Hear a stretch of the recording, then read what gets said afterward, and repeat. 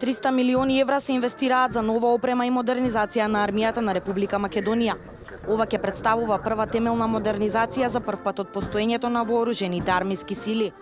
Транспортери, оклопни возила, набавка на опрема за специјални задачи, подобрување на капацитетите на противвоздушната одбрана, ремонт за транспортните и борбените хеликоптери се дел од предвидената опрема и модернизација во арма.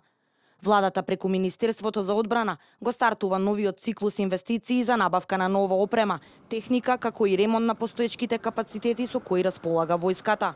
Набавка на опрема од аспект на подобрување на капацитетите на противвоздушната одбрана, ремонтот на транспортните и борбените хеликоптери, набавка на опрема за АБХ единиците и така натаму, значи еден широк фронт на набавки кои што треба да се случат, кои што се од огромно значење за функционирањето на ова министерство.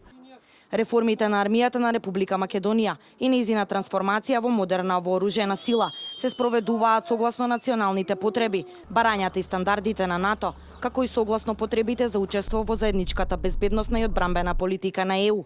Компаниите кои се повикуваат на тендер се од НАТО земите членки и земји кои се НАТО партнери се директни производители. Техничката комисија врши евалуација на техничките карактеристики на понудите.